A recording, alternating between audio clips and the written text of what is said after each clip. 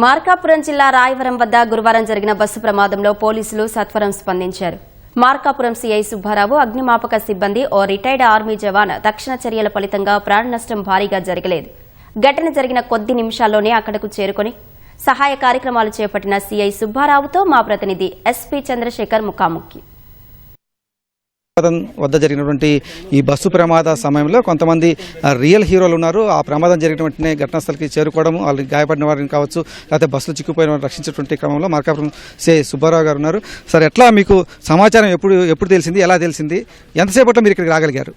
6:04 మహేష్ అనే డ్రైవరు ఇక్కడ రాయవరం మలుపు దగ్గర, ఇక క్వారీస్ దగ్గర ఒక టిప్పరు ట్రావెల్ బస్సు గుద్దుకుని యాక్సిడెంట్ జరిగింది సార్ అని ఇమీడియట్గా ఫోన్ చేయగానే వితిన్ ఒక 7 minutesలో నేను స్పాట్కి రీచ్ అయ్యాను. నాతో పాటు ఫైర్ ఇన్స్పెక్టర్ రామకృష్ణ గారు, ఇక్కడ లోకల్గా ఉన్న ఈ ఎక్స్-ఆర్మీ పర్సన్ వెంకటేశ్వర, వీళ్ళు కొంతమంది మా డ్రైవర్ వచ్చేసరికి బాగా ఫైర్ ఉంది. ఉండేసరికి చూసేసరికి బయట లోపల కొంచెం కేకలేయటం చేస్తున్నారు. ఉన్న వాళ్ళని కొంతమందిని బ్యాక్ సైడ్ నుంచి ఎగ్జిట్ డోర్లోంచి కొంతమంది వచ్చారు, కిందకు దూకారు. కొంతమందిని మేము ఆ బ్రేక్ చేసి కొంతమంది తీసి అంబులెన్స్ ద్వారా, అదేవిధంగా మా పోలీస్ వెహికల్స్లో మ్యాక్సిమం ఉన్న వాళ్ళని 28 మెంబర్స్ వరకు హాస్పిటల్ షిఫ్ట్ చేయడం జరిగిందండి. ఇప్పుడు అంటే వచ్చినప్పుడు పరిస్థితి ఎట్లా ఉంది? చాలా భయంకరంగా ఉంటుంది, మంటలన్నీ ఎగిసిపడుతున్నాయి కదా, మరి అంత ధైర్యంగా ఎలా లోపలికి వెళ్ళగలిగారు ఏంటి అసలు? సార్, అది వచ్చినప్పుడు చాలా దయనీయమైన పరిస్థితి, చాలా బాధాకరంగా అనిపించింది మాకు చూడంగానే. ఏదో విధంగా అయినా మనం వాళ్ళని సేవ్ చేయాలి, వాళ్ళని కొంచెం సేవ్ చేయాలనే దృక్పథం ఏముంది, కానీ ఆ మంటలు పెద్దగా అనిపించలేదు. మనం బయట వాళ్ళని కొంచెం ఒకరినన్నా మనం లైఫ్ని సేవ్ చేస్తే చాలా హ్యాపీ అనిపించింది. దాంతో మేము డేర్ చేసి మ్యాక్సిమం ఉన్న వాళ్ళందరినీ కూడా కిందకి దించాము. కొంతమంది అప్పటికే ఫైర్ వాళ్ళకి అంటుకోవడం వల్ల కొంతమంది అక్కడే కాలిపోయి ఉన్నారు. మిగిలిన మ్యాక్సిమం అందరినీ కూడా బయటకు తీసి హాస్పిటల్ పంపించడం జరిగింది. నాతో పాటు మన ఫైర్ ఇన్స్పెక్టర్ రామకృష్ణ గారు ఉన్నారు, వెంకటేశ్వర ఉన్నారు, మా డ్రైవర్ లక్ష్మీరెడ్డి, కొద్దిమంది ఉన్నారండి. తర్వాత పబ్లిక్ కూడా కొంత సపోర్ట్ చేస్తారు. ఇమీడియట్ NHI వాళ్ళు కూడా వచ్చారు.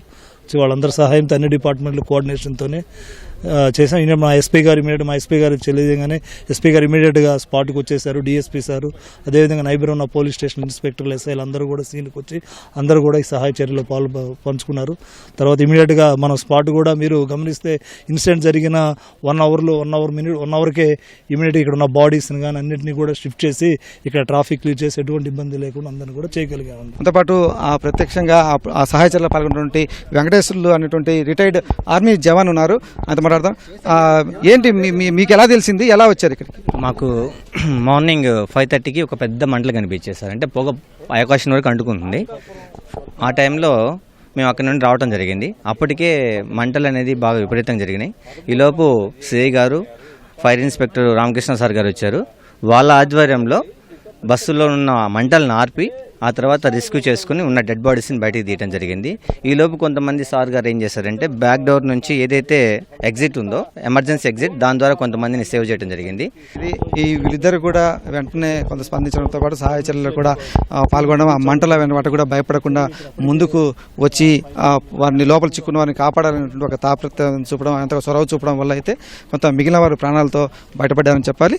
అలాగే వాళ్ళందరినీ కూడా కాపాడిన తర్వాత కూడా మృతదేహాలు బయటికి తీయడంలో కూడా స్థానిక పోలీసు యంత్రాంగం, అలాగే విశ్రాంత ఆర్మీ ఉద్యోగులు, వీరందరూ కూడా స్థానికులు, రాయవరం గ్రామస్తులు, వీరందరూ కూడా చొరవ చూపి ఒక మానవత్వంతో అందరూ కూడా పనిచేసిన వల్ల సహాయ చర్యలు చాలా వేగంగా జరిగాయని చెప్పేసి కూడా సిఐ సుబ్బారావు చెబుతూ ఉన్నారు. కెమెరామెన్ అలీతో పూర్ణ చంద్రశేఖర్, ఈటీవీ న్యూస్, రాయవరం, మార్కాపురం జిల్లా.